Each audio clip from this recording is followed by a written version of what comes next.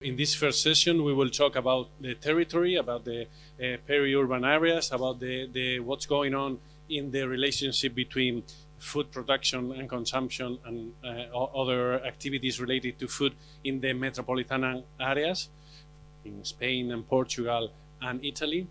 In the second session we will be having this afternoon, we will be talking about the city. We will be talking about the new developments of inhabiting houses in Europe. And in the third session tomorrow morning, after Xavier Monte's conference, we will be talking about the house. We're talking about kitchens, about the relationship inside the house. And just tomorrow afternoon, we will be finishing the seminar with some studies of the relationship of food and the city within the arts, literature, and cinema. So we will start now with this session.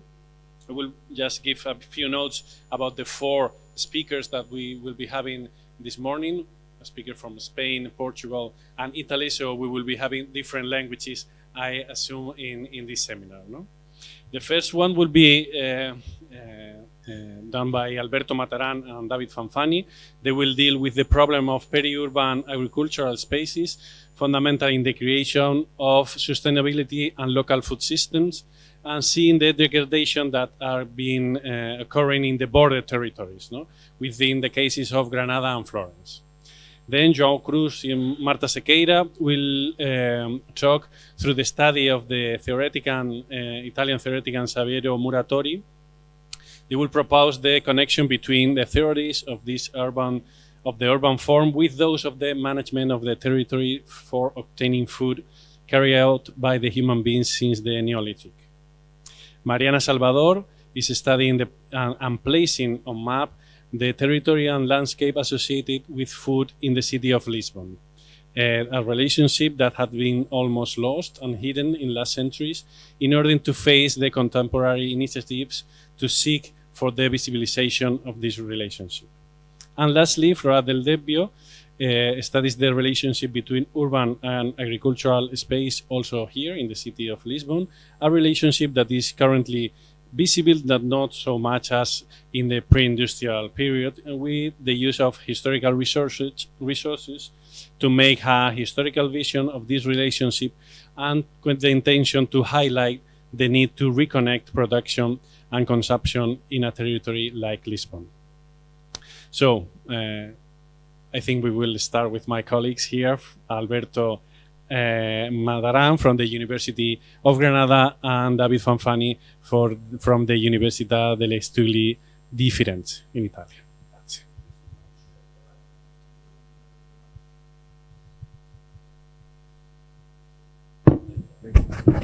Thank you so much. First of all, I'd like to thanks for the invitation. My colleagues and friend Juan Calatrava and David Arredondo Garrido and Marta Sequeira for having involved me in this shared research about the relationship between food issues, agriculture, and settlements. I apologize because maybe my English is not so fluent, but I prefer speaking English because I guess I can best meet the understanding and of the most part of you. I'm a planner. I work at the university, as David said, and but I deal with food and agricultural issue because I guess food is a cross-cutting issue that connects very well a lot of important matter that now we have to deal with if we want to plan, we want to try to turn our settlements in a sustainable way. Let's say use these terms is not so. Now it's now it is a sort of buzzword, but just to understand what I try to mean. And in this approach, I like to, with other researchers in my department, we try to scrutinize how to recover the co-evolutionary relationship between urban and rural domain, starting also with the recovery of sustainable food local production. In the context of this research, it is worth to explore how this kind of relationship and under this point of view, we are at the initial stage, how this kind of relationship unfolded during the history, and especially in a European context where this proximity relationship was usually really strong. So we try with Alberto comparing and presenting some first shots, let's say, about our study context, how to reveal and highlight spatial patterns and socio-ecological structure of a co-evolutionary process that intertwined natural environment and anthropogenic actions. I like how local agri-food systems as long-lasting historical factor of such approaches, especially in weaving exchange between urban and rural domain. And compare this kind of elements with the current situation where we have opportunity that stems from such a legacy, either to support agroecologically and bioregionally inspired initiative in agro-food system and to cope with the current sustainability and fairness, let's say, social fairness challenges. Alberto, thank you. The first study case is referred to the metropolitan area of Florence that encompass especially, and we focus especially in the context of the Florence and Prato farmland plain, flood plain, let's say, and that hosts some 900,000 inhabitants, and it is because historical reasons, it is more and more it undergone a strong urbanization process. And but nevertheless, this kind of context it has a very long historical settlement patterns that mainly derives from the hydromorphological context that firstly hosts and the first initial colonization process carried on by firstly Etruscan people, then Romans, that create since the beginning, since the outset, a really really fine-grained hydrological and agricultural context through the initial works of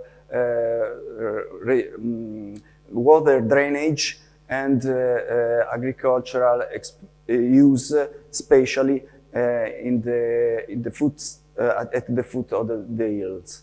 And here you can see the first Roman and Etruscan works, but as well in this central image you can see the man worked little channel that were used to produce power to feed mills and other kind of machineries for craft works.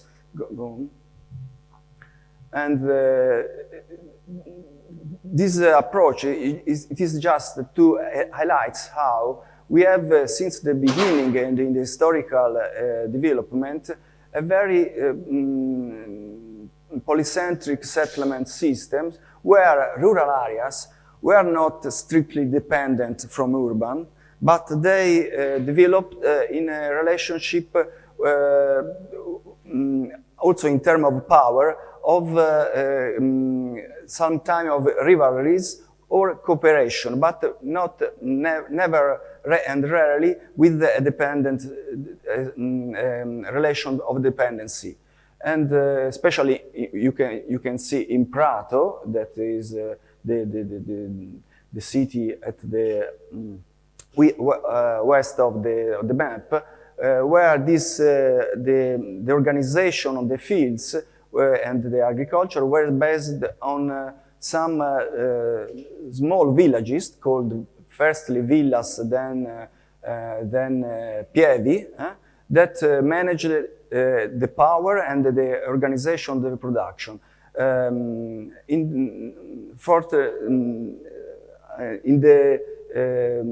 Later on, this kind of land tenure regime was mainly based on the Florence noble families' property that managed the most part of the area, both of Florence and Prato, but usually with some such autonomy of the countryside compared to the urban.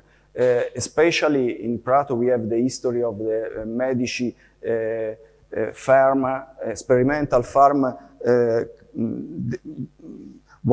created and managed initially by Lorenzo il Magnifico, that had a really counter position to the historical center of Prato, and was really independent from the power of the center. Go on. And this kind of fine grade use of farmland created the typical landscape heritage that lasted during the ages up to the half of the past century, based on the land tenure called mezzadria, the sharecropping, that entailed the share of the harvest between the owners and the family farmers. And so this kind of use produced a very, very detailed and fine grade patterns of landscape, agrarian landscape, and where the territory was, could be compared, I say usually, as a sponge, able to absorb water runoff, and also to produce many kind of crops based on olive trees, grapes, and also grain and wheat in a sort of a multifunctionality that was mirrored also in the works that the families was able to do in terms of other kind of works in the family, like textile or other crafts. Go on, Alberto. And this kind of production was reflected in a local market, in formal local markets. Here you can see a sketch that is based on the choreography, physical choreography and historical and statistic made by this researcher at the first half of the 19th century, that represent the different kind of markets, especially the red circle one, where the food produced was brought to be sold to the citizen and in the urban market. And this is interesting because this kind of situation was present up to the first half of the past century. Then with the in specialization and globalization for some aspects of the food markets conceived as commodities, this kind of situation changed radically and producing the current food market featured as we know it. And but this kind of production was based also in most of architectural and landscape heritage that for some little parts we are still able to find out, even though sometimes in very bad condition. But it is interesting how to reflect, how to regenerate this kind of heritage by the creation of local food system and dealing with also a property regime. Go on. And despite the loss of this kind of structure, we still have, it is an important point, even though under the form of industrial agriculture mainly for commodity production, we have still an important presence of professional farmers. In this slide image, you can see in orange and in red the land cultivated by professional farmers, especially also in a very typical situation in the inside the urban fabric, mainly classified as urban, but we still there have some production, not some gardening products, but also still crops kind of cultivation like wheat or other kind of cultivar. Go on. And we have also in this context stemming from the awareness relating to this presence, we have also a project and govern a policy aimed to the creation of, at least informal way, of an agricultural park that was formally approved by Tuscany region in 2014, but even though managing and development project. So it is only at this stage, only a formal acknowledgement of the nature and importance of agriculture there without a strong policy to pursue this project. Go on. Even though this kind of policy distance from the situation, we have mainly in bottom-up form of farming, manifold initiatives of young farmers, mainly young, and that are currently aimed to recover some important and not of niche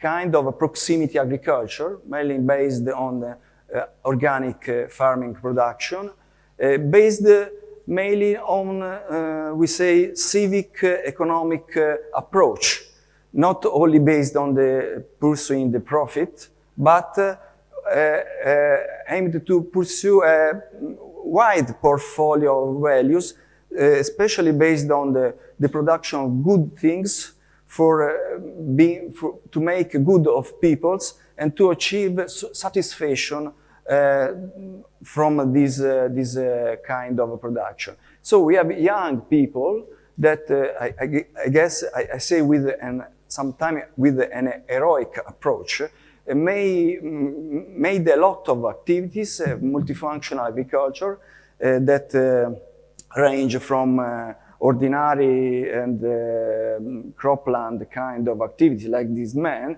to freight production, organic and experimental urban farming.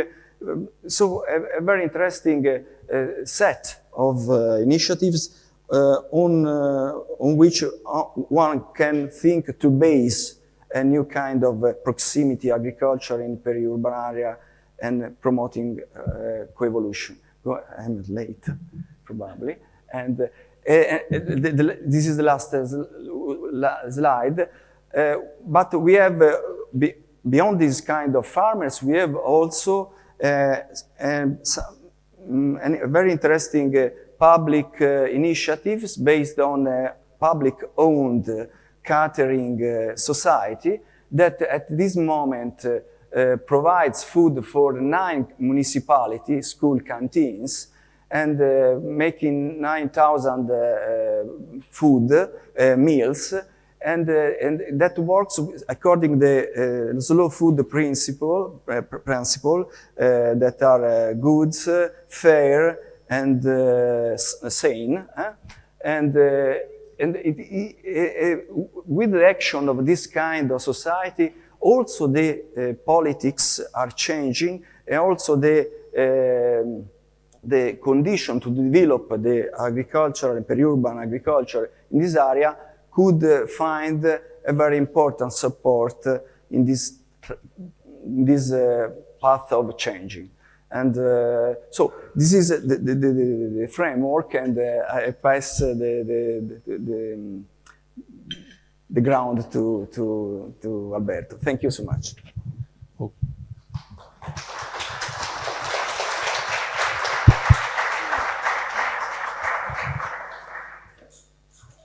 Okay, good morning, bon dia.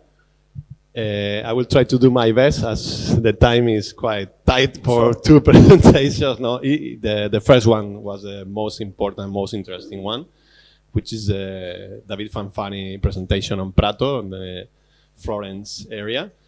I'm going to present the case study of La Vega de Granada, which is the peri-urban area of Granada in the south of Spain. It's not working. Yeah, this is an historical place, an historical area where the agricultural heritage is a really important part of our city.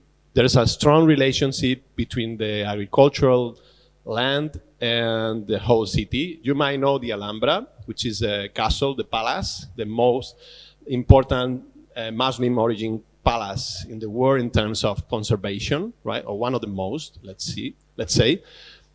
So the strong relationships between the palace, for example, and the agricultural land is that important as the measure that we use for agricultural land is the same measure as the main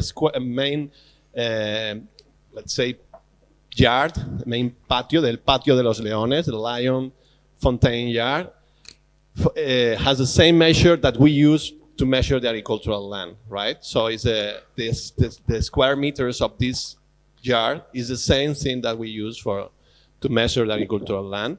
The irrigation system was functioning because of the bells of the castle before the city was big enough to erase the noise or the sound of the bells.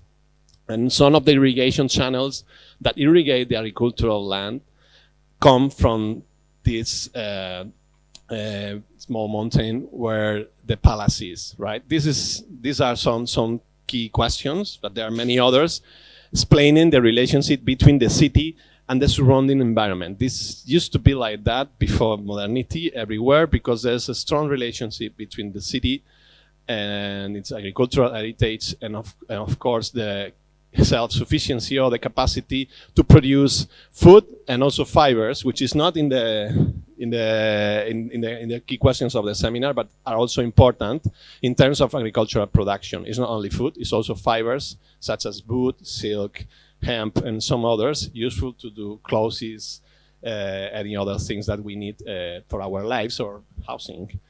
Right. So, and I'm gonna kick one to be clear.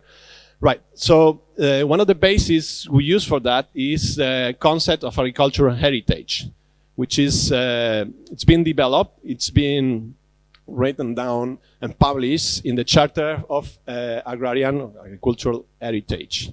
It's been led by a professor from Granada called Jose Castillo Ruiz, right? I address you to download this Charter of Baeza, which is after an important debate on what should be the agricultural heritage, with this leading, we developed these ideas of what could be the agricultural heritage, which is important for discussions we're having today. And one of the main things, according to that, between others, is that agriculture heritage is living agriculture, right?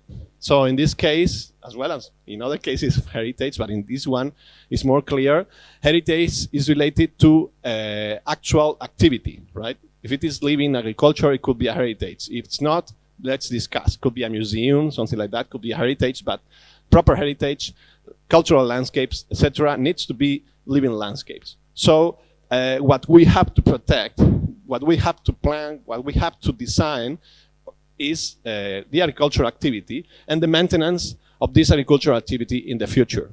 This is probably one of our most important challenges in a time like now with climate emergency, with an enormous shortage of fossil fuels and other surpluses that we need to maintain our global food system, including some materials that are really scarce at this moment, and are going to be more difficult to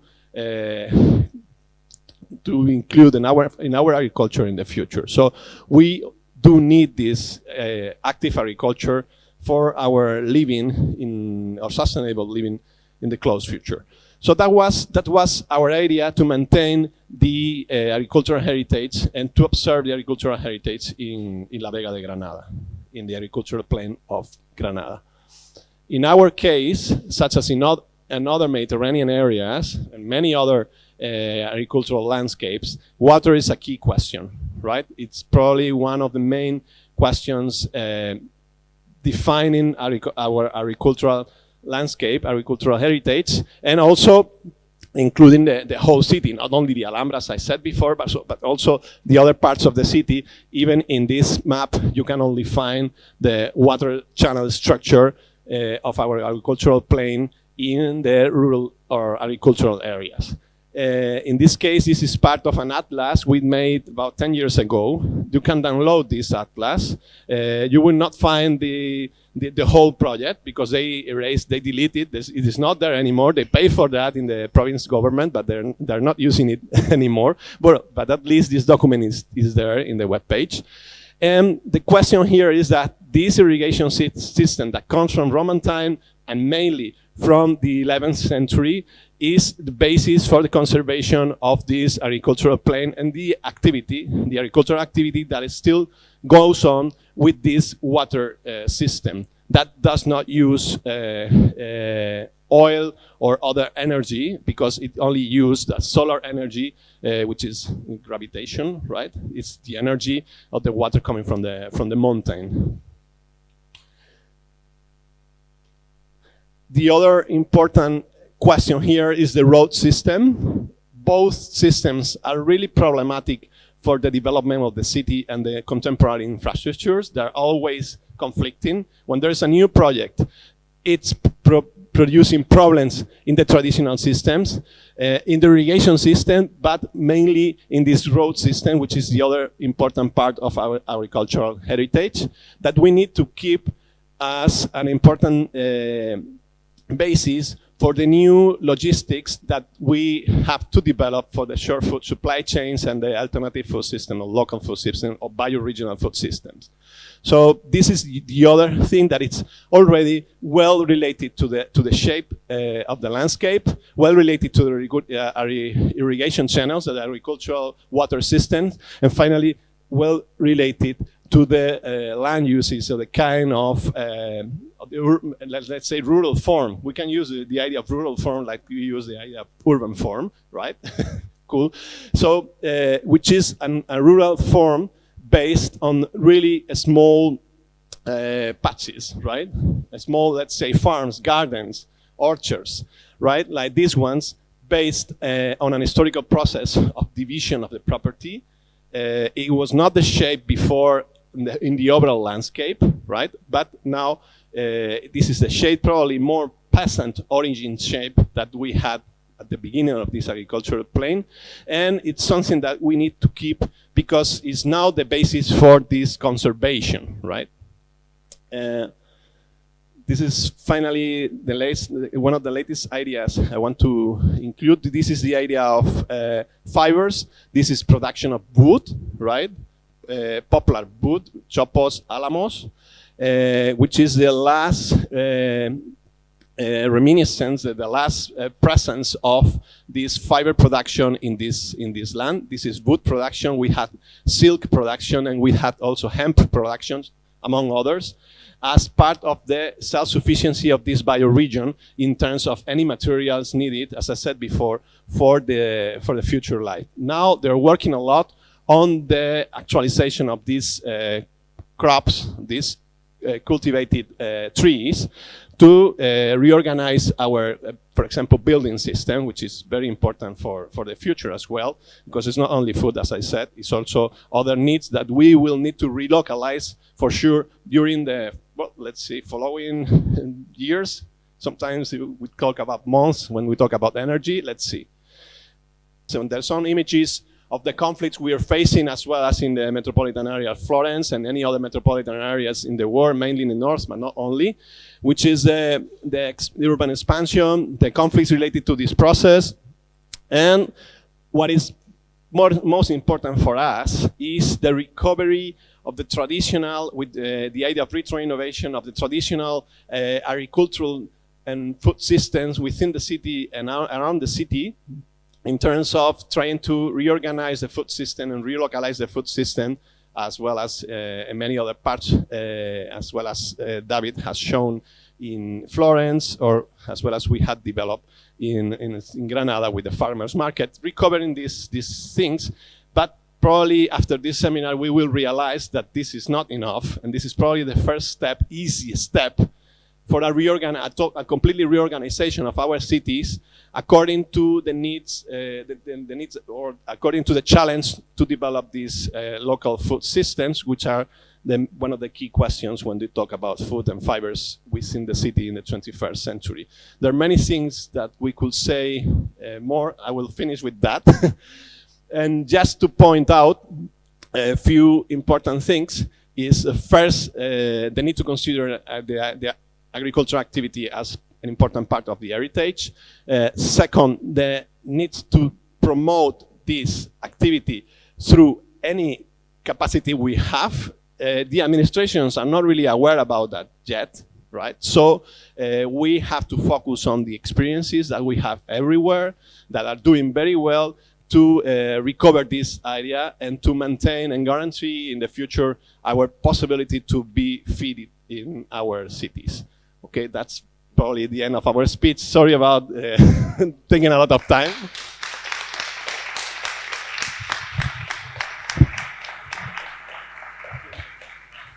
Thank you, Alberto. Thank you, David. I think that maybe we can keep the question for the final moment, no? When everyone is finished.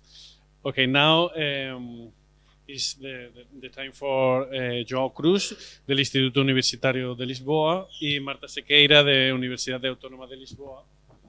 They are going to talk about food as territory, food collection, production, distribution, and the type morphological research of Saverio Muratori.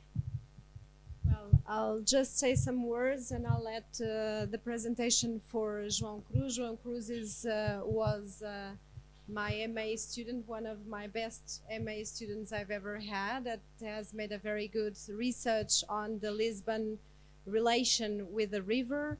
And nowadays he's doing his PhD on Saverio Muratori and having this project in mind, this research project in mind, and having the opportunity to be here in this seminar. We started by thinking what could, that in fact Saverio Muratori is very well known for his, the relation that he established between the shape of the territory and the urbanization and the anthropization of space. But this is mainly what he's best well known for, but in fact there is a very straight connection between agricultural production and also distribution and his idea on how the land developed and how it was anthropized. So more or less that is what João Cruz is going to explain you. I'm sure that you like it. Olá, bom dia a todos. Eu vou falar em português, espero que não se importem. Vou falar o mais pausadamente conseguir para que se consiga perceber minimamente. Pronto, como a Marta já explicou, só para enquadrar um bocadinho,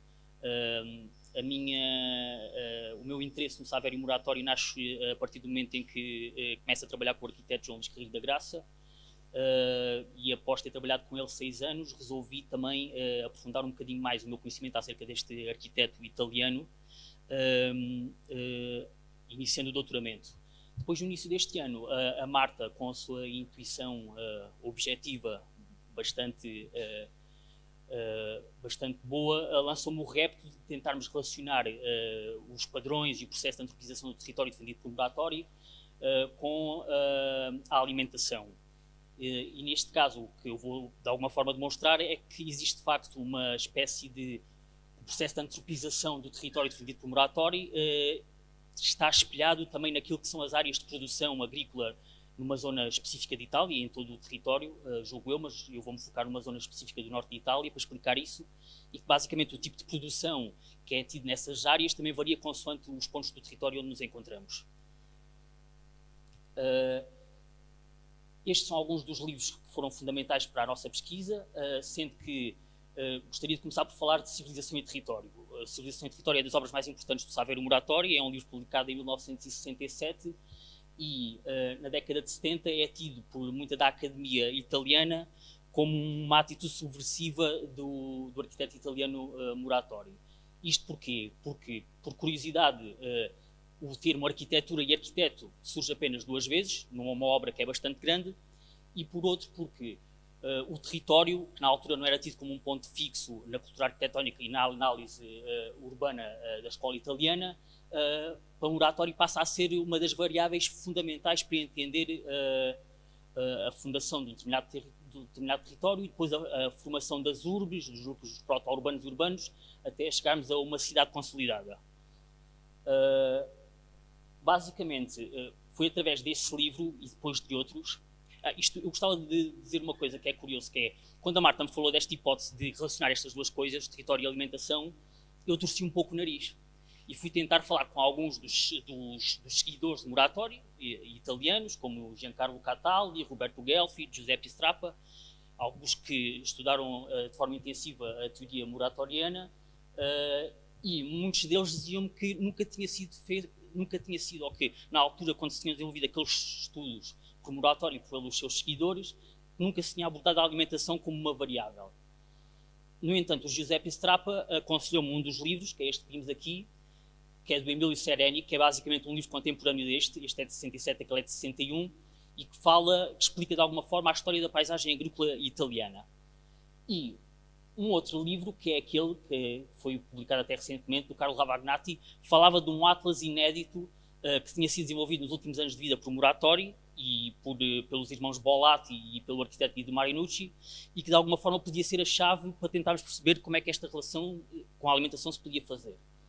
Ou seja, eu consegui, através do contacto com a biblioteca Luigi Poletti em Modena, a cidade natal do Moratório, consegui perceber que havia de facto 18 estampas que nunca tinham sido integralmente publicadas, sendo que elas têm escalas variadas e abordam zonas do mundo diferentes, mas o que me interessa para esta apresentação é a primeira carta, que é esta, que é basicamente uma carta que ilustra 4 zonas e reflete os núcleos agrícolas e a sua morfologia de acordo com zonas de festo, colheira, zonas de meia encosta, zonas de vale e zonas totalmente planas.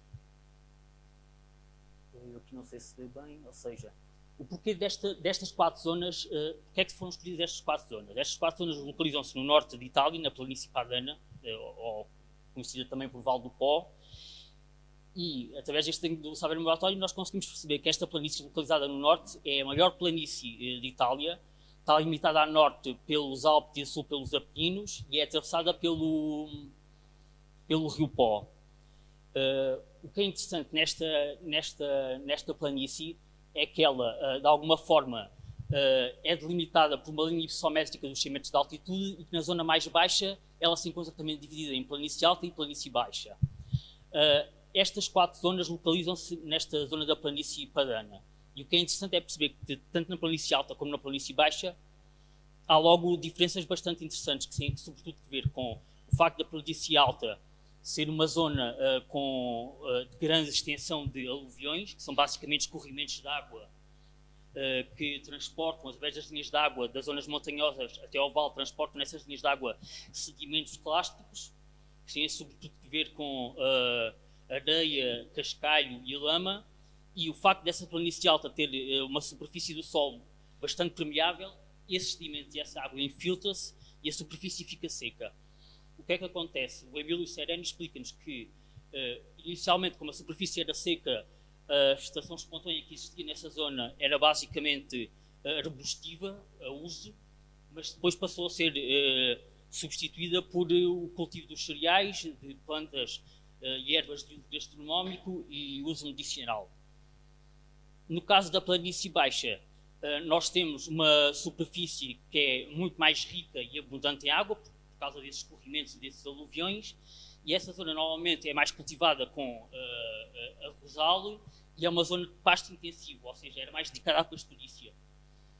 Basicamente, os povos que se fixavam ali usavam o pasto intensivo para alimentar o gado, para fazer o forrageiro, que era basicamente a construção dos abrigos dos animais, e também para de alguma forma retirar a carne desses animais e os laticínios, evocando de facto que a pastorícia era a atividade mais praticada nesta zona da planície baixa. Não sei se conseguem ver, mas basicamente eu agora vou mostrar mais à frente. Estas 4 zonas localizam-se ali. O que é interessante também nesta ideia do Emílio Sereni é que ele explica-nos que, por um lado, é um bocado impossível falar de paisagem agrícola, no verdadeiro sentido do termo, antes da colonização do povo grego e depois da expansão urbana do povo etrusco, de Itália, precisamente. E ele refere, por exemplo, um exemplo muito paradigmático, que é Heracleia de Lucânia, que fica localizada a sul de Itália e que basicamente se localizava junto ao Golfo de Taranto. Ele diz que este é um exemplo daquilo que era uma urbe que estava desenhada de uma determinada maneira, seguindo as regras de planeamento do hipódromo de Mileto, e depois as zonas na periferia dessa urbe seguiam a lógica urbana dessa urbe e dividiam o território rural e os núcleos de exploração agrícolas de uma forma bastante integrada. Por contraposição, ele fala na Távola da Alessa, que é basicamente hoje a zona de Tusa, na ilha da Sicília, em que, por contraposição a um plano que seguia ordens estatais e do magistrado, temos um plano, que é a Alessa, que diz sobretudo que é a condição do território, a constituição física do território que vai determinar a apropriação do território. Por isso é que temos ali uma série de caminhos de água, de estradas, de muros construídos pelo homem, de valas, e tudo isso vai ao encontro daquilo que Saveiro Moratório defendia, que é, nós para formarmos um território ou uma cidade precisamos apenas de um campo, um rio, uma fileira de árvores, uma colina, uma floresta, uma estrada, uma cidade. Para isto explicar como é que se dá o tratamento destas zonas que Saveiro Moratório inicia nesta primeira estampa, como é que se dá a relação com os núcleos de produção agrícola, é preciso explicar um pouco o conceito do processo de antropização defendido por Saveiro Moratório. Aqui temos dois desenhos dele que correspondem à zona de Festo e à zona de Vale, e que dizem respeito à zona da Emília-Romanha, que fica precisamente localizada nesse vale do Pó, da planície padana. O que Saveiro Moratório nos diz é que, basicamente, para se fundar um território é preciso que haja um caminho. E esse caminho começa sobretudo na linha de Festo, que diz respeito àquele retângulo em cima mais à esquerda. A partir dessa linha de Festo vão irradiar linhas de Festo secundário que vão permitir criar assentamentos nas zonas de alto promontório. Estes assentamentos podiam ser de ordem sazonal ou permanente. Isto porquê? Porque numa altura em que os povos recoletores ainda dependiam muito da estação do ano e da avaliação da estação do ano para perceber onde é que se encontrava a alimentação, e que obviamente implicava a variação também da fauna e da flora, esses assentamentos eram de alguma forma correspondiam aos percursos nómadas que essa população fazia. E depois, a partir do momento em que começam a ser permanentes, quando há de facto uma fixação desses povos nesta segunda fase do primeiro ciclo de antropização, nos altos promontórios. A partir desses altos promontórios, como vocês podem ver já em baixo no lado esquerdo, existem os caminhos de contrafesto ainda descontínuos, que são aquelas linhas que de alguma forma são paralelas ao primeiro percurso de festo e que vão ligar os núcleos, os assentamentos de alto promontório. E a partir daí surgem novos caminhos de contrafesto e no fim vão surgir novos caminhos de contrafesto, mas um caminho contínuo que de alguma forma vai substituir a linha de festo e começam-se a fundar os primeiros assentamentos de baixo promontório. Isto corresponde na verdade ao quê? O primeiro ciclo de antropização corresponde na descida do homem desde as zonas altas até às zonas de vale, em baixo. O que é que acaba por acontecer segundo Muratori? O segundo ciclo de antropização acaba por acontecer quando se dá a inversão desses percursos. A população ou os povos, após já terem fundado alguns núcleos urbanos e proto-urbanos no vale, começam a deslocar-se para cima fazendo o percurso inverso.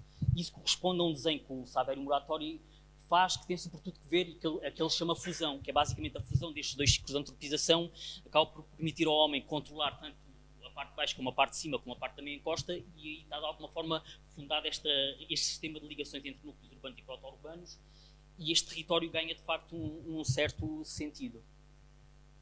Agora, a primeira zona que ele refere é Passo della Raticosa. Passo della Raticosa, eu vou-vos mostrar já, ou seja, Passo della Raticosa está classificada segundo os critérios de Muratori como sendo uma região localizada numa linha de festo. A linha de festo principal é aquela ali vermelha que vocês podem ver e que está nos Apeninos. E ali, eu não sei se conseguem ver aí o número, mas há ali um número, eu até posso mostrar aqui, se calhar é mais fácil. Sim. Que é basicamente aqui. Passo della Raticosa é aqui. O que é que acontece?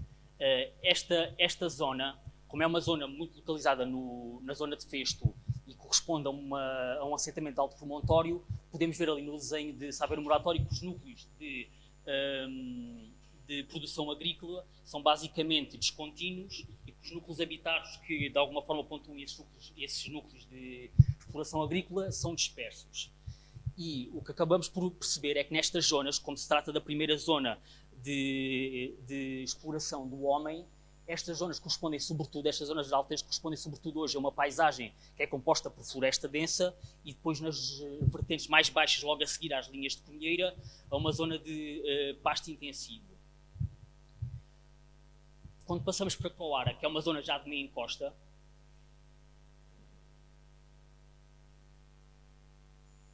ou seja, como podem ver aqui, isto corresponde à segunda fase da antropização, em que o homem, à segunda fase e à terceira fase, em que o homem, após desenhar o caminho de festo na cumieira dos Montes Apeninos e após se deslocar para baixo através das linhas de festo secundário e das linhas de contrafesto, consegue de alguma forma criar um assentamento que eles chamam um assentamento de baixo promontório, que corresponde a este desenho de meia encosta, em que basicamente nós já temos uns núcleos de exploração agrícola com uma certa continuidade basicamente os núcleos habitados ainda correspondem de facto a esses assentamentos de baixo promontório e cultivam sobretudo cereais como o milho e como o trigo e basicamente o olival e a vinha. Quando passamos para os últimos dois exemplos, percebemos que tanto o percurso de vale de Castel Maggiore como o percurso plano de Budrio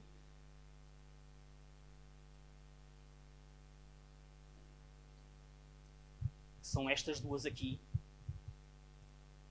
estão localizadas já numa zona de vale, o que por um lado nos permite constatar que a organização dos núcleos de exploração agrícolas são modulares. No primeiro caso são modulares em série e aqui já são aquilo a que Saverio Muratori chama de módulos biaxiais, correspondem sobretudo à colonização do Império Romano, que se faz precisamente neste vale e na zona da Emília-Romanha, que hoje ainda é uma via importante no norte de Itália, e basicamente nesta zona o que nós podemos perceber é que Em termos de cultura cereal, o tipo de cultura, temos mais uma vez a produção de cereais, como o trigo e o milho e o arrozal, nesta zona já abaixo da planície padana. E temos uma zona também de cereal, de pasto intensivo, como eu já tinha dito, e também de vinha. O que é interessante nesta zona, destes dois exemplos, é que estão precisamente na transição entre a planície baixa e a planície alta. Para terminar, o que nós pretendemos agora também demonstrar neste artigo, e é isso que ainda estou a desenvolver porque é a parte mais complexa deste tema do saber moratório, é perceber de que forma é que a distribuição alimentar se forma, mesmo e depois a partir de percursos marítimos, se forma sobretudo a partir ali daquela zona, que é aqueles 3 pontinhos que vocês conseguem ver, é sobretudo a planície padana e é uma das zonas principais no norte de Itália que permite depois começar a fazer um percurso marítimo que permite exportar alimentação para outras zonas de outros continentes. E pronto, é isto. Muito obrigado.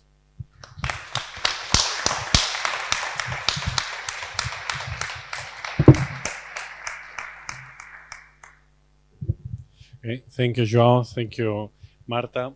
Now it's the moment for Mariana Sanchez Salvador. She will talk about urban agriculture in Lisbon, a historical reading of a future perspective.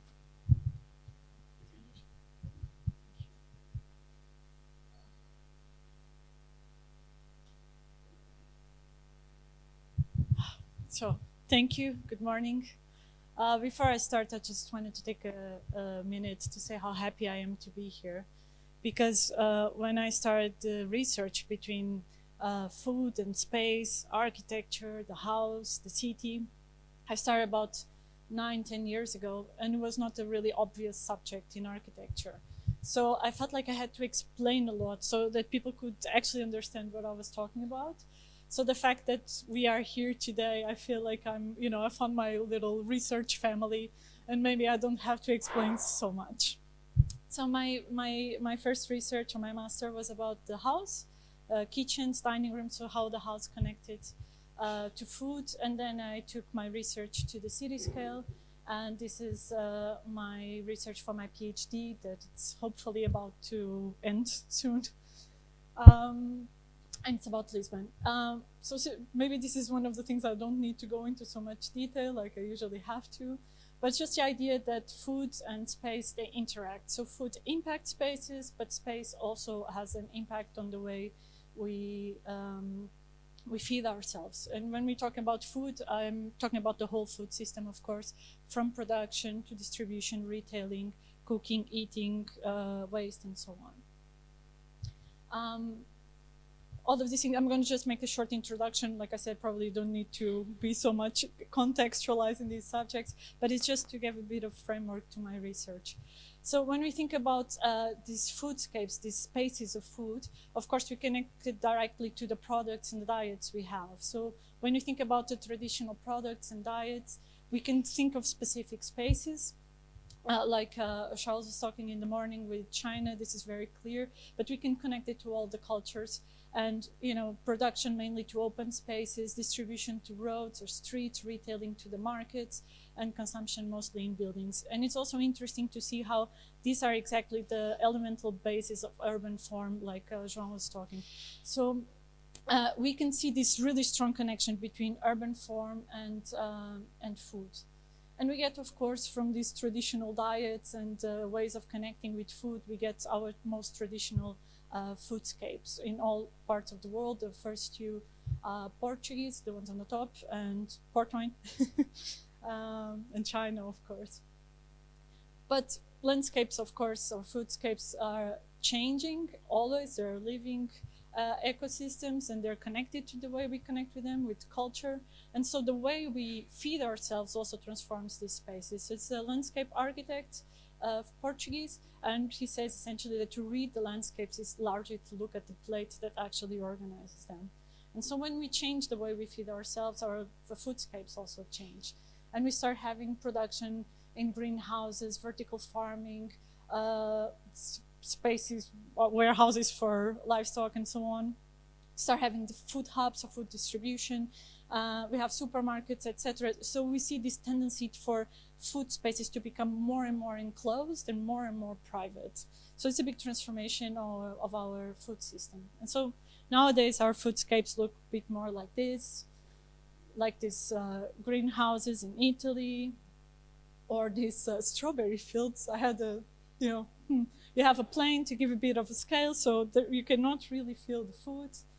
It's landscape rearing in Texas, so the little dots are cows, actually. And this is a wholesale market in Mexico, so of the colorful dots are the trucks, so to give you a sense of scale. So of course we know our food systems are having a lot of problems. Here I brought some of the main environmental ones, of course, land, biodiversity, greenhouse gas, the water use, the energy consumption, the waste, things that we are starting to be very aware of, but also all the social and economic impacts of this has in our societies. And it's really interesting how we can actually address these issues through cities. They're actually the kind of scale and organization that has been proven most effective to deal with these problems. And I really like this quote by Caroline Steele, that cities like people are what they eat. So this is kind of a bit the lens for my research. It's not the focus of my presentation, but just want to kind of emphasize the dual connection between food systems and cities. On one hand, cities present really specific challenges to food systems. So the fact that we are becoming, bigger population in the world, more urbanized, means we are going to have more consumers for less producers. So this is a challenge on the food systems. Urban expansion is another great one, because actually cities are expanding faster than the population. So we're losing some of the richest soils we had and a lot of the high quality lands we had for agriculture. Mumford in the 50s, I was already talking about this and saying how paradoxical it was that the very reason why cities developed in a certain space, which is fertile agricultural lands around, are actually now being built over. So I brought this image from Moscow, and you can see almost like rings of a tree, how the city was expanding over the surrounding land. Also the way we feed ourselves in cities. So this is adding another pressure on food systems. We eat more processed food, we have less time, we eat more animal products. It's a really big transformation on the way we feed ourselves and being promoted by cities. And also the distance that we create with our food systems, because not much of it happens in the city anyway. So we start seeing food as an abstract commodity. There's less engagement with the consequences, how they're produced, what are the impact it has. So it's more and more of an object than actually a connection to the ecosystem. But on the other hand, some of the most challenging planning issues you have with cities have a food dimension that we often overlook. So one of the things that I want to bring is like the monofunctionality of cities. So we had, especially since the 19th century, and then since the wars, a kind of we pushed away a lot of food activities. Their sitting has dirty, noisy, unpleasant. So a lot of the agriculture, slaughterhouses, wholesaling, processing left the city. We also see how the way the city is organized impacts also how we feed ourselves. So we can have actually urban farms that promote obesity or that make it harder for us to access healthy food with food deserts. I like actually the obesity for the city that creates obesity. And it's a very complex kind of connection, because when you have also monofunctional spaces, a lot of times they become empty, they become dangerous. And many times the strategies to kind of regenerate these spaces is to put food consumption back in. So the cafes, the restaurants, and so on.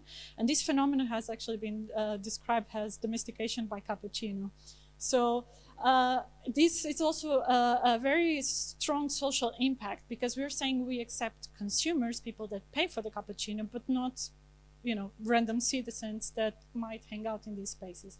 And we see a lot of this in main squares in Europe, our Terreiro do Passo. But that the main squares are being filled with this kind of restaurants, a bit hipster sometimes, just to make them safe. Jane Jacobs already told about this impact that food, bars, restaurants, convenience stores had in the keeping the city safe, because they actually have longer working hours than other business. So they're a big factor in keeping the streets safe at night. So we have a lot, like I was saying, a lot of the urban regeneration is being using food as an instrument to get there. It's part of a phenomenon surrounding cities with mass tourism, questions of identity of a city.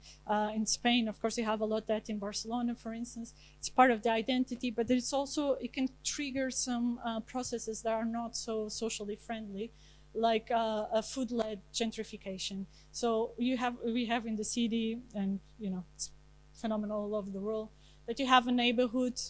This is here in Lisbon, where you first start having some restaurants or a beer factory like Musa, and then slowly art galleries start moving in, architecture studios, and then the population starts changing, prices start to increase, and the whole process of gentrification starts happening because of, triggered by some food business.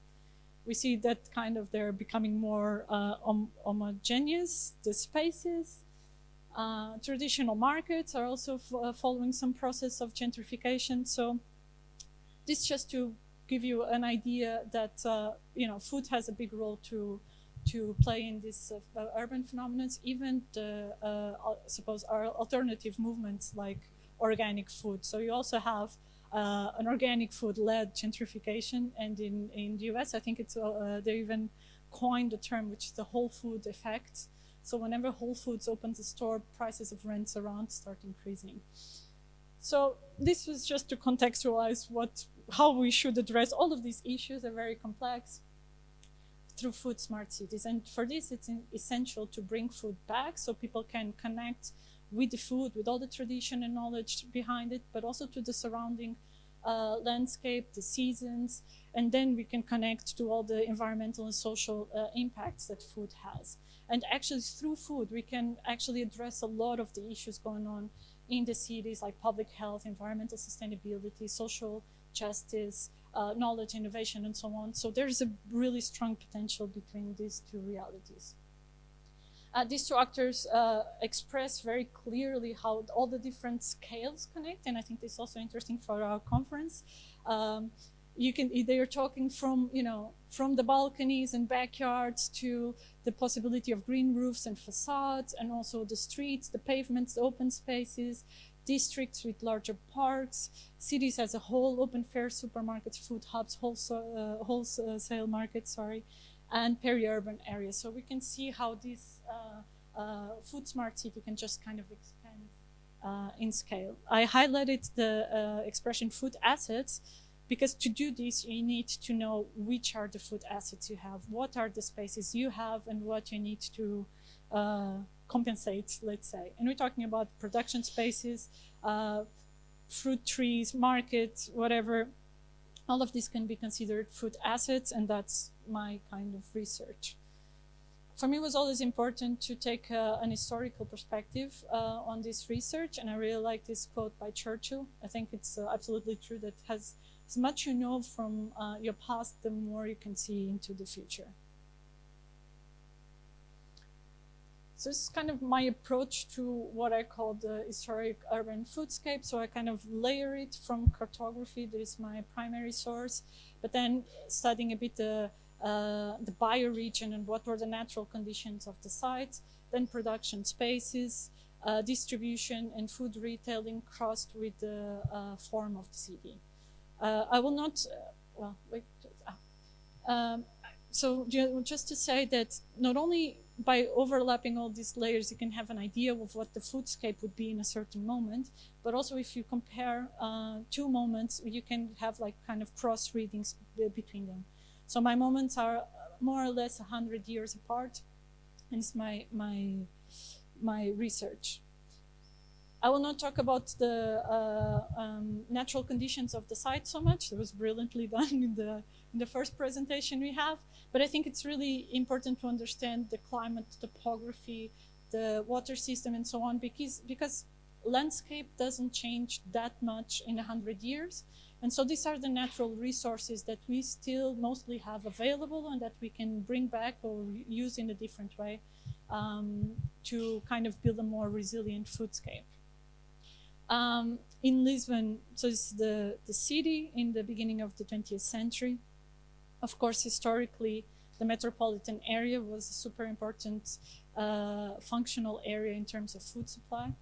I had to kind of course, make some choices. And even though I could actually map the production spaces in the metropolitan area, and that has been done by another research project, I thought I couldn't get to the detail I wanted with retailing spaces, and that's why I kind of stayed within the municipal area. So Lisbon had been going through a lot of changes in the kind of administrative area, and this is the first plan with more or less the shape we have nowadays. It's by Sila Pinto. It's about 249 maps. You can see how the city was mostly concentrated, in that kind of node along the river, but already you could see that was start to expand in the more or less radial way. This is one of the charts so that you just see the kind of detail you have. We could kind of imagine that these were the crops, but I'll explain this a bit better. But you can also see that there are some text. You can see here, you cannot read it, but the thing is that there were like some place names. And so by analyzing all the charts, I could find 529 quintas, which can be translated to farms. So you can see that they really had a strong presence in the city, except to this area to the west that is kind of a hill in the city, and it was mostly pastures. But so there was a really strong presence of these kinds of properties. Another one, which was Casal or Casais, I found 52. They're a bit less noble, maybe less important, but really they still had a really strong presence in the city. One of the big challenges with this cartography is that until today, there's no official legend known for the map. So this kind of created problems for any kind of in-depth study on the kind of crops that were being cultivated at the time. So there's this research project studying the metropolitan area of Lisbon, precisely all the agricultural areas, and they used another source, another map from the military map, and they kind of got to these numbers that about 40% of the city would be cultivated in agricultural areas, so mainly olive groves, plugged lands, vegetable gardens, and vineyards. These were the three main. But one of the unexpected outputs of the project, so this is the map they kind of created, and you can see that they were able to kind of identify some of the areas cultivated in the city. But one of the unexpected outputs is that they were actually able to propose a legend by comparing both maps. So this was actually the thing that made my research possible. And so essentially what they say, because these squares you can never imagine, but essentially these ones with the yellow ones would be vegetable gardens. You can have them with trees or without. These ones, they're having a bit more of a blue color. This would be vineyards. Then you have these spaces in this kind of green beige color. This would be plugged lands, and when they have trees around, there will be olive groves. So it's kind of very detailed to look at all these maps and kind of find but yeah, it took me 5 months, but I built this map. I redesigned everything in CAD and then coloring everything. But so you can see how expressive this map is, especially when you compare to this level of detail. So yeah, the city was well equipped for food production, let's say. So vegetable gardens and orchards, that's what I kind of figure out the trees would represent. You can see they're mainly connected to the main roads. And Lisbon, just to explain the title of my conference, Lisbon's nickname, because the lettuce was such a famous product, our nickname is actually Little Lettuces or alfacinhas, And this was really important in the city, all this fresh lettuce. You have the vineyards, they're connected mostly to the vegetable gardens, but a bit further away. Then you have the olive groves. There's like one single name of olive grove that I could find. And the plugged lands. Plugged lands, I have to say, there were a bit of, there was some doubts arisen from it, because from the legend they matched both places that were actually cultivated, but also pastures and also like voids, like expecting to be developed or something. So the plugged lands, is not completely sure if they were actually cultivated. So this comes to kind of my conclusions that, 750 hectares were vegetable gardens, which is considerably more than the project had found before, 170. Clearly more in vegetable gardens than actually the built area that was just 530 hectares. This can be split in vegetable gardens and orchards. Then the vineyards, about 600 hectares. Olive groves, almost 2,000. And the plugged lands, if everything was cultivated, with 2,500, sorry. And so if everything was cultivated, I mean, 2/3 of the city would be cultivated. However, because of this question, I told you it's more likely that about half of it was cultivated. I brought some images so that you can have, this is already from the 40s, but still a lot of the city was farmed. This is, this is more for the Portuguese people or that really know Lisbon. So this is Campo Grande, and you can see where Alvalade was built to the left and universities to the right. So everything was kind of cultivated. Sorry. Campo Pequeno, so the bullfighting arena, there's the train line, and where Alvalade was developed again. The Alcantara Valley, so you have the aqueduct. This was a really farm for really long. Of course, it's a valley line. It had a little stream, so always perfect conditions for agriculture. And Monsanto, how it was before it became a forest. So you can see the aqueduct in the back and how it was mainly pastures. And olivage, which means olive groves, because there was olive trees, and sometimes also interesting to see the names of these neighborhoods. Like we have also Laranjeiras, so all orange trees is also a neighborhood. So it's interesting. Then you have food distribution that for, of course, the river was key. It's interesting to see the names of the places where food was discharged. We have, sounds so weird when we say it in English, but we have an onion field. That's where onions were unloaded. Wheat wharf, so that's where wheat was unloaded. We had in front of the train station in Santa Apolónia, there was a Praia dos Algarves, because the products from the Algarve were unloading there. And we also had Cais de Santarém, which is where the products from Ribatejo, where Santarém is the main city, would be unloaded. So just by looking at the place names, you can already start kind of mapping where food supply would come from. So there's also some pictures at the beginning of the century, just to show you how busy the port was at the time. This is the one from the Algarves when it was in the beginning of the century. How the boats look like, everything very basic still. This is in Portuguese, just to say that since the 17th century, there's also a lot of descriptions on how food was brought to Lisbon, and this describes 4 main roads as being continuous streams of food products coming at all hours of the day and the night. And through the descriptions that I could find, I could map these roads in the territory. So the 4 main roads that this description talks about are actually these 4 sections here. Then you had like a kind of ring road, and then they kind of split going to the north and the west. That's where the main food supply would come to the city. And these ways are, of course, strictly connected to topography, and they kind of go through the valley lines and avoid the high points in the territory. So it's also interesting to see how the territory shapes this kind of movements, like Jerome was also saying.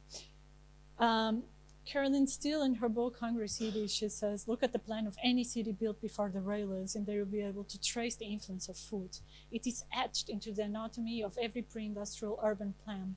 We have the markets all have markets in their heart, with roads leading to them like so many arteries carrying the city's lifeblood. And when you overlap this map with the markets, you can see clearly the interconnections between the roads of food supply and the positioning of the markets, except for two there that I will talk a bit next. So historically, we have two most important markets in Lisbon. This is before right after our earthquake, which I will not get into details.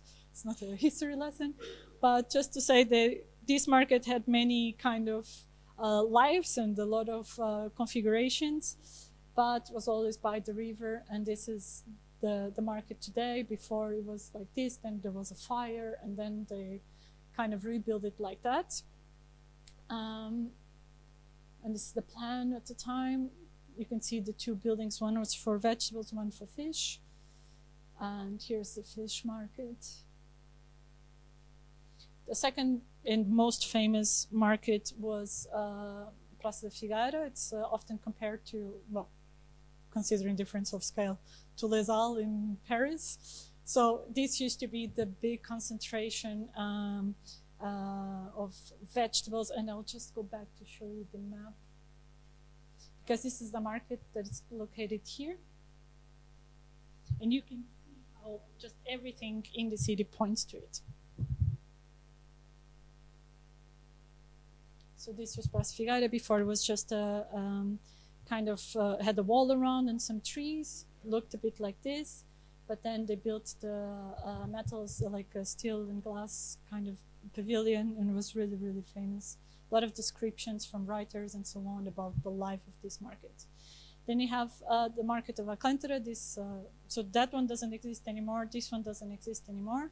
This was cleared to build Avenida de Ceuta, like the way to the bridge, but was also kind of similar in the way it was built. So you can see its aerial view. So now the market was here, and this has all been cleared to make Avenida de Ceuta, and here is the access to the bridge. So big changes in the city. And the market of Blind, which is also kind of demolished in the 40s. Santa Clara, it still exists. It doesn't have a food supply function. From really early on, it was mostly devoted to antiques. And the same thing for this market of São Bento, that it's close to our parliament, and also like has a vegetable, and I don't think it even had fish market, but then suddenly it just turned to antiques. And this is because these are the two markets that are a bit off-center the route, so it just didn't make sense that they had a food supply kind of character. There are also shops. Need to speed up, I guess. I still have, 5 minutes? Okay. So just to say that food shops were the most common in Lisbon. Almost half of them were selling food products. There was an historian that actually gathered over 17,000 records of commercial license for 1910. I analyzed over 4,000 that related to food. And you can see a bit the amount of food shops that we had. This is kind of the papers. They had the address, they had the type of products they were selling, so this allowed to make like a lot of maps.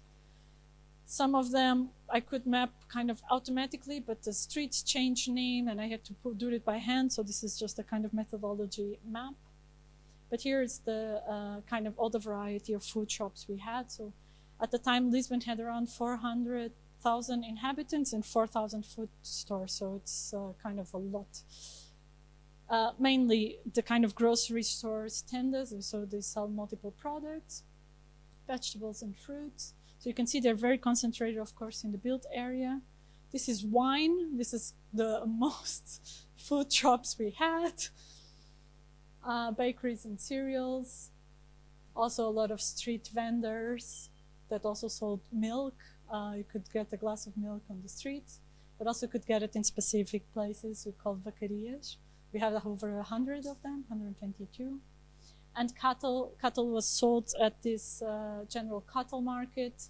then transported to this slaughterhouse before going to be sold sometimes in the street butchers. Yeah, I think it's kind of a ironic kind of situation. And so these were the butchers in the city. You can also get turkeys for Christmas on the street. So this is kind of overall foodscape of Lisbon by this time, which you can see is very different from the start map, the map I started with. So you can have the shops and everything quite rich and complex. I'll go fast through the contemporary one, just to say city changed dramatically, clearly expanded. We have the airport in the north and this kind of forest to the west. At the moment, we have our municipal plan that states that over 2,000 hectares are green spaces, but unfortunately, most of this doesn't have any kind of production character. Actually, when you look at the actual production in the city, it doesn't get to 200 hectares, so you can see it's really residual, even though it still has vegetable gardens and olive groves and vineyards and pastures and so on. But the city has actually been having a really active strategy on urban agriculture and trying to consolidate this kind of ecological structure by placing horticultural parks. And you can see it's just in a few cases that they're actually not in the ecological structure. So some examples of these horticultural parks. Very different places in the city, very different shapes. Unfortunately, most of them don't connect at all with the previous food production spaces. So the parks are in red, and in green and purple, it's the vegetable gardens and the vineyards from the beginning of the century. So it's almost on purpose kind of avoiding the areas that was previously farmed. There's also other kinds of vegetable gardens from different universities, museums. There's also a project of having a vegetable garden in the schools. I'm waiting for the City Hall to send me some information about this. And now the city has 26 markets. You can see how evenly dispersed they are. Also, the food routes kind of lost their importance. So they essentially have, or the City Hall tries to have a market in each neighborhood. And you can see when you can see the distances of about 5 to 10 minutes walking most of the city, it's kind of covered mostly. This is super close by if you want to go at lunchtime. Just to say that some of the markets have been having a strategy of being partially, the exploration has been partially given to companies that are having restaurants and some kind of new concepts into bringing them a bit to life. This is the other one, Cada Ribai, still exists. Still has traditional kind of activities there, but mainly was transformed into this time-out market, which is essentially a huge food court. The food shops, they're a bit kind of outdated. It's from 2010, the last information from the City Hall. But you can see also, mainly, I just want to say they're more evenly dispersed in the city and they weigh less. We have 1,800 instead of 4,000, and the population is a bit bigger. When you can see there are also this kind of distances, you can see pretty much the whole city is covered. And we have a lot of supermarkets, grocery stores, and so on, but also still some vegetable and fruit stores. Bakeries are still very important in the city. Wine clearly lost importance, mainly because you can find it at supermarkets. Maybe we need to consider that. The butchers and etc. also still very present. And so it's also, I want to say just another phenomenon. Markets tend to cluster these food stores around it, even when they don't have this food role anymore. So in gray, we have the ones that are not really supplying the city anymore. Sorry, I was standing in front of them. But you can see that there's clearly kind of a cloud of food stores around the markets more than elsewhere, except in the central part of Baixa, which is a different kind of space. Of course, this is last maps. We have other circuits that are starting to kind of emerge. We have what I call the organic kind of circuit with the farmers markets that interestingly tend to appear where there's no traditional markets anymore, and some stores. It looks a bit like this. You have to wrap it up. And short food supply chains, which is baskets and so on, also in progress. Also farmers markets, because also kind of this short food circuit. And so we have the overall foodscape for this time, different than looking at just the base map. And when you compare both, I just want to say, then you can start really seeing what you lost, what are the gaps in between these spaces, what you should kind of close in. And what I'm looking at now is exploring the idea of thinking the food system as kind of urban infrastructure that deserves to be planned as such. You know, food systems need buildings, they need infrastructures to transport, they need water, they need waste management. All of these we have planning in the city for, but we never really put them together in such a way. So this is what I plan to do with this magazine.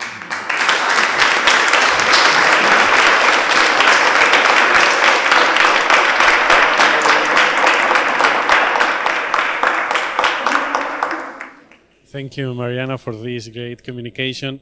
And now we will finish this. Sorry. Now we will finish with Flora del Debbio. She's the one that is going to talk about urban agriculture in Lisbon, because I have a mistake before, a historical reading and a future perspective. So, good morning, everybody. First of all, I would like to thank Marta Squeira and Ricardo Carvalho, which I believe is not there now, for inviting me here today. I'm really happy to be here because I started my research as part of my master thesis that I did here in Autonoma a couple of years ago. So I'm glad to be here and be able to go deeper in these topics that focus on the relationship between the urban space and the built space in the city of Lisbon. I would also like to thank Mariana Sanchez Salvador because she's been a great inspiration for my thesis. As you will see. So, as we can see, Lisbon is a city that has long maintained a strong agricultural character that is still partially visible nowadays, scattered in some vegetable gardens around the territory. We can say that the massive urbanization that interested most of the European capitals in the last century arrived in Lisbon relatively late. So in the last century, we could still see a situation of agricultural landscape penetrating the urban tissue. So there was not a neat distinction between the built space and the agricultural hinterland that was around. So we could see this kind of situation very frequently. So at some point, what I asked myself is this relationship between agricultural spaces and built spaces in Lisbon somehow a consequence of its particular topography? So how has the morphology of the city somehow shaped the relationship between agriculture, food, and agricultural spaces and built spaces? And did it play an important role in enabling this persistence of the agricultural spaces in the territory? So why do I speak about topography? Because Lisbon is not flat, it was built on hills. And as you see here, these in red are the crest lines that are spaced out by valleys that cross the territory. So I highlighted here some of the main historical buildings in the city center of Lisbon, such as convents and churches. And we can see that they settle on the hills. And the very first urbanization of Lisbon didn't happen in a concentric way, but instead it was radial, and it evolved along the crest lines of the hills, so freeing the valleys for an agricultural use. So since the very first stage of urbanization, there was this compenetration of these two realms. And it was already visible, this duality, so we could see the word hill paired with buildings and churches, convents, while valley was associated with the agriculture. And this is something that is visible in this bird's eye view of Lisbon of the end of the 16th century. We see that the agricultural valleys were penetrating till the urban center, like you see there's Rocio here in the center, really central in the in Lisbon nowadays, and the valley of Buraria and Valverde, which is now where we can find the Avenida da Liberdade, were completely covered with crops. So this is something that is also visible in the old descriptions of the time, from the 16th century and 17th century. So the word valley was associated again with fertile vegetable garden orchards, while the word hill was associated with buildings, churches, the castle, the convents. So this logic of occupation of the soil is also evident in the toponymy of the streets. So some of the streets that are now located along the valleys still keep the name of this element that belonged to the rural world that have now disappeared under the growing urban pressure. So as we can see here, Horta is a vegetable garden, and we can see different examples of that. Some of them are still visible, some were erased with the reconstruction after the earthquake. So yeah, this is a bit an overview for the period before the earthquake. For the period after the earthquake, which happened in 1755, it marked a bit a turning point in the history of the city. So from then on, I was able to gather more information from a cartographical point of view. So I picked 3 different maps, one for each century, from the 18th century to the 20th century. You've already seen that one before. And I picked these 3 maps because I think they were important in mapping the agricultural space on the city and its relationship with the built space. As you can see, the plots are very well defined, the type of crops, and as also Mariana has previously showed. So what I did from here was to take the information that are relative to the agricultural use of the soil, and I overlapped it to the present map of Lisbon. This is something you can see for the 18th century. So I don't know how much you can see, but I mapped the crops with 4 different colors, 4 different shades of pink, let's say, and the higher is the productivity of the land, so the vegetable gardens, the darker the color is. So to be able to identify which were the spaces that were more important in producing the food for the inhabitants of the city. And as you can see also here, the agriculture was like penetrating like fingers, the urban tissue of Lisbon. So the situation in the 19th century stayed more or less the same. And what I did was to just highlight the vegetable gardens, so the spaces with a higher degree of productivity, let's say. And I crossed this information with the topography to see where they were actually placed. And if we zoom in the central valleys of Buraria and Avenida Liberdade, we can see that the vegetable gardens are consistent along the valleys, and they were penetrating till the city center.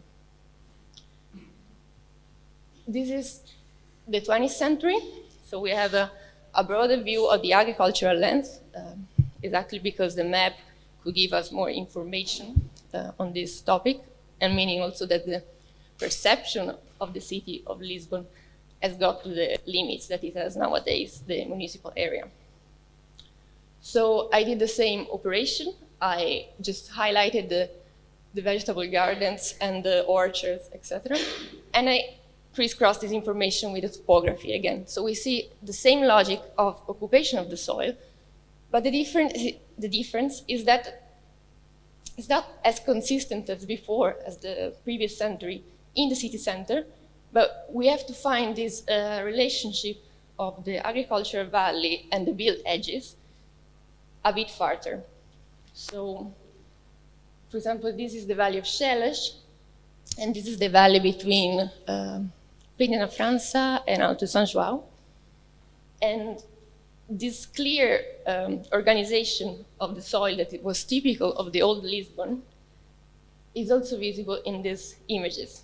So the fully agricultural valley and the buildings on the top of the elevations. Also, some documents of the 1930s, written by the geographer Orlando Ribeiro, speak about this compenetration of the agricultural lands in the city, and say that this is something that couldn't be found in the center anymore, but it had to be found elsewhere, so a bit farther, because as you can see here, the urbanization started to take place in Lisbon in the 20th century, but this time not on the hills, but mainly along the valleys, because they were the connection between the city and the countryside. Should I? So the order was a bit reversed, and from then on, the urbanization started, like the one that we know now in this situation. That is the one we have today. So in gray are the green spaces in general, while the productive lands like vegetable gardens, etc., are again in pink. And if you go to see, they are consistent still along the valleys. And this is something that actually we can still see nowadays, as in the pictures I showed before, as here. So after this long journey, we could have seen that that the topography played an important role in defining the food spaces of Lisbon. So the big valleys were important to define this food production space that would feed the inhabitants of the city in this logic of proximity. And as the landscape architect Gonzalo Ribeiro Teles would say, Lisbon has important morphological conditions and natural resources that need to be understood and studied in order to propose future scenarios that would go towards this resilient and sustainable system of food spaces, which I believe are now more than ever necessary. Thanks for your attention.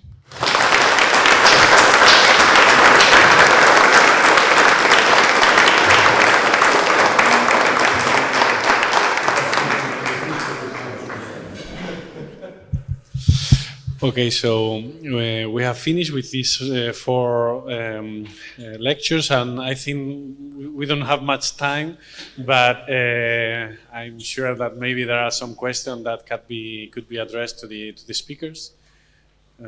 Is there any question? Thank you very much for all the presentations.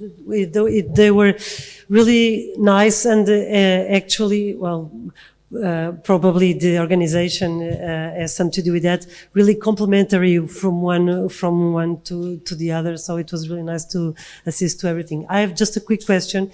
It can be either for Flora or Mariana.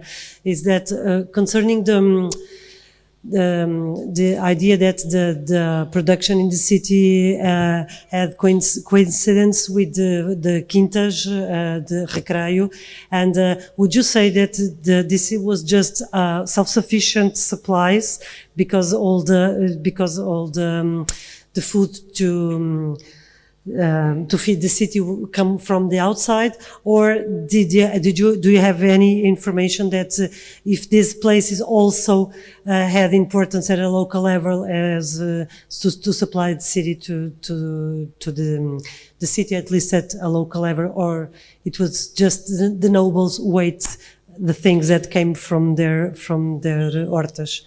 And and a quick suggestion for Mariana for the next presentation. It would also be interesting to point out the feiras that still exist today, Galinheiras and the Relógio. Of course, you know that, but it's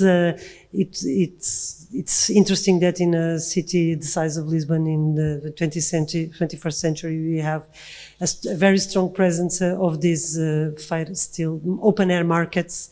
Okay, thank you. I will speak. Well, thank you. Do you want to speak first? No. Well, I just have a little note. I'll sit, sorry.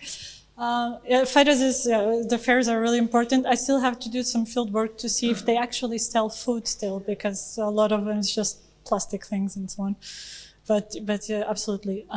Regarding the role of quintas, I just found some notes, not really a kind of systematic answer to your question.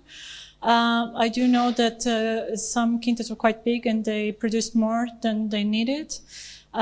So what I know is like the surplus sometimes was sold, and many times at the farm itself. So you could go there and buy stuff, but was not really being forwarded to the market and sold there. But it's not really something that I found a lot of information about.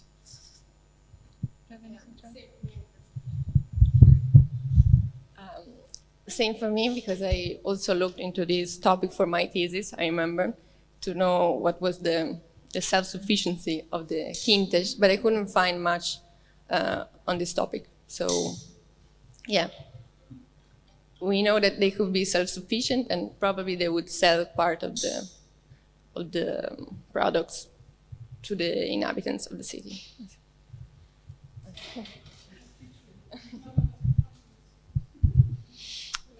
Any other question? If not, maybe I can ask one for David, because he has shown some images of an incredible Renaissance factory called Fattoria Medici de Poggio a Caggiano, I have the opportunity to visit it together with David, and we made some studies about that.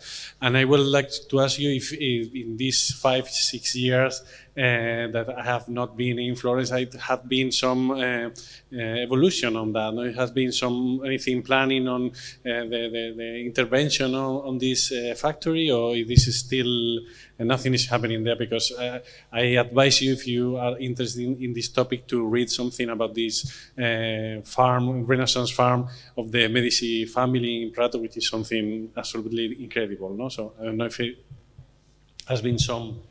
Thank you, David. But it is a very painful question, because I don't want to bother you, and it's late, but unfortunately, the situation of this old farm founded, wanted by Lorenzo il Magnifico, is related probably to the historical origin that didn't relate to Prato as a municipality, but probably to Florence as external power toward the territory, toward the city. So in the modernity, this important legacy, because it was very experimental, designed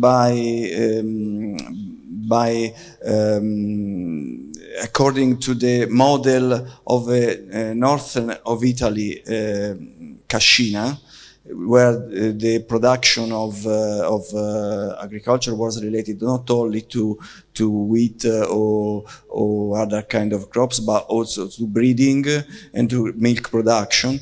It was an rice cultivation. It was an experimental farm that arrived, let's say, in its original forms, even through the cultivation method changed with after Medicis with Lorena families, and arrived, let's say, in its integral form until the Second World War. Then it was in the 90s. It was sold by a public, para-public, semi-public association to a private, without the interest of the municipality to acquire it. And afterwards it was completely separated in different parts, sold in different parts. A part became a golf cart, another part was gave it to the municipality to create a park, and the central farm was in the hand of private peoples that lately, firstly, with the permission of the public historical superintendency and the municipality that were designed to protect it, they allowed it to be restructured and not restored. And so this action was sued by some environmental association that stops the works, but in the meanwhile the farm further ruined, and then it was sold with an action and by a private person, and now we have not more. We have not still a final destination. Probably the private owner propose a mix of hotel function, sold of typical products, but it is not related to the context and to the still remaining agrarian parts of the old property. We in these weeks we produced a book with my colleague of the University of Florence, Professor Alberto Centauro, where we try to thread the history of the farm and to propose a strategic approach to recover at least the functional relation, nevertheless, despite the different kind of property, to at least recover a part, at least of the original function and of this monument that produced a cultural landscape and innovated a lot the agriculture in that area. It is a very painful history, especially related to the missing action on behalf of public to protect this and to govern, to manage, even though without by this kind of heritage. Sorry. Okay, thank you, David. So I'm afraid we are out of time. So I would like to thank the 5 speakers, because all the topics were really close, no, to what the things we are looking in our research. So we are very happy to have all these works by you in our project. Of course, thank you for your attention. See you back at 3 o'clock. Okay.